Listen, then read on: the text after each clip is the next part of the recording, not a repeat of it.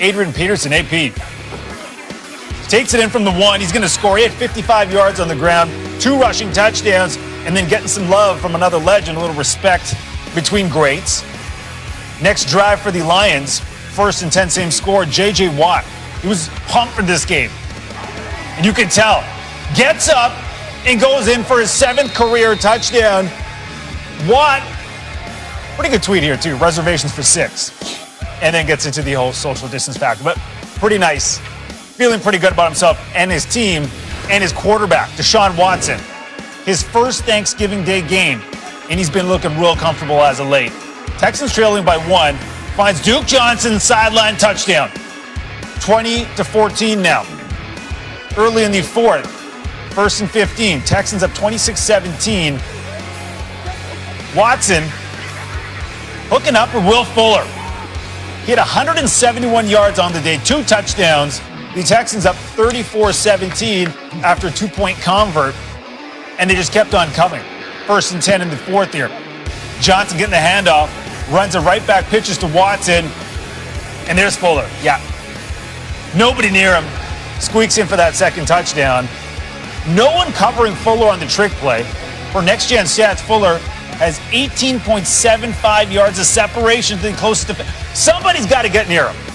Here's Watson on the trickery. When I called the play, Duke looked at me and was like, hey, if we got pressure, I'm going to keep it. I'm not going to pitch it back. So that's why he kind of carried the ball a little bit longer than what he's supposed to. And when he kept it, I just called him. I was like, hey, Duke. I was yelling his name.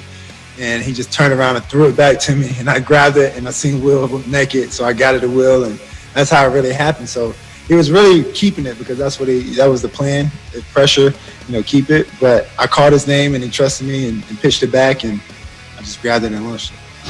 Duke made the right call there. The Texans winning 41-25. Detroit now 4-16 on Thanksgiving since 2001. Deshaun Watson, 318 yards, 4 touchdowns. He now has 7 career games with at least 4 passing touchdowns. That's tops in Texans team history. It's also the 3rd most by any player in their first 4 seasons in NFL history. And like I was mentioning, he's been really nice as of late.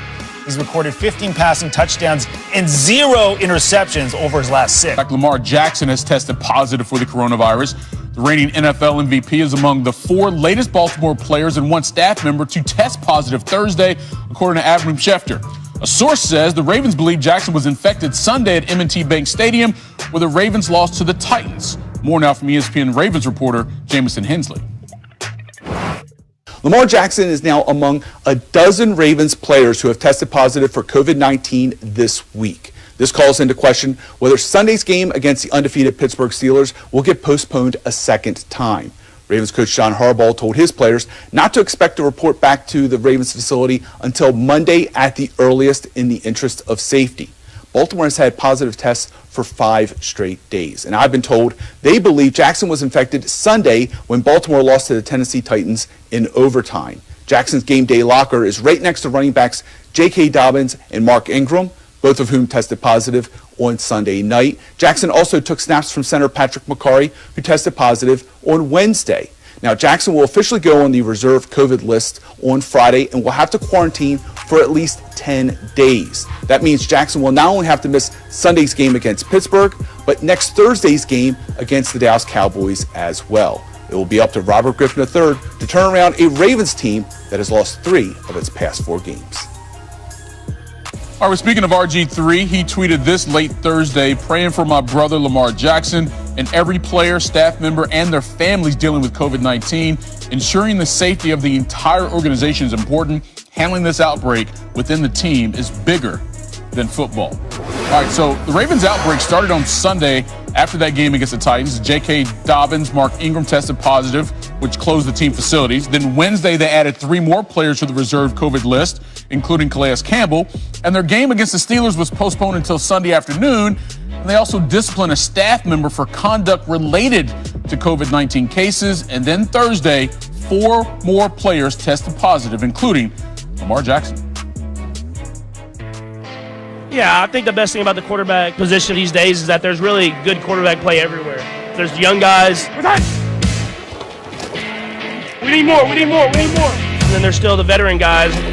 All day, just like that. There's a wide spectrum lend to a lot of competitive football. When we hit this field, we do what we do. We dominate. How about those two?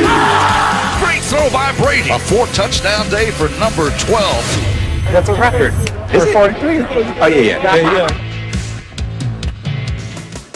All right, let's hit the weekly walkthrough. Huge matchup with the Chiefs and Bucks on Sunday. It'll be strength versus strength between Patrick Mahomes, the NFL's total QBR leader, and the Bucks, who rank third in defensive efficiency. It's an especially interesting chess match between Mahomes and Tampa's blitz. Mahomes has been nearly flawless this season when defense sends an extra pass rusher. His 98 QBR against the blitz is the second highest by anyone through 10 games in the last 15 seasons, behind only RG3's rookie year in 2012. Mahomes has a perfect 10 touchdowns and 0 picks in these situations. This is why defenses have only blitzed him 20% of the time, the third lowest rate in the league. So it'll be an interesting strategy to see what Tampa employs. Only the Steelers send extra pass rushers more often than the Bucks this season. Tampa has allowed the 6th lowest QBR when blitzing and has 7 interceptions in those situations, tied with Pittsburgh for the most in the league. There's also another wrinkle to look out for with Mahomes. He carves up defenses when they blitz a defensive back. He has the highest QBR in those situations while averaging a staggering 10 yards per attempt. Here is Mahomes on facing Todd Bowles and that Bucs defense. Yeah, no, I mean, they have a lot of great players. I think that's the biggest thing. And they do a lot of different stuff. Against defense like this, against Todd Bowles, a great defensive coordinator, you have to make sure you kind of dot every I and cross every T, and that you're prepared for everything, because you never know what to expect. And I mean, that's the fun part about it. It's going to be a great challenge for us, be a great mental battle for me, and then being able to go out there and play fast and try to execute at a high level. On the flip side, sending a DB rusher may be the best part of Tampa's blitz. The Bucs send a DB rusher at the third highest rate in the league at 21% and have an NFL best 5 interceptions with that strategy. It's going to be fun. The Bucs, the Chiefs, it goes Sunday. Hey, I'm feeling kinda old school. How about you? If you're feeling how I'm feeling, this is what you do. Throw it up, throw it up, throw it up, throw it up, throw it up, throw it up, throw it up. Oh, baby! Get ready! That's the arrival of Shaquille and for real O'Neal. O'Neal with a block. Shaquille counted out of bounds. Old school.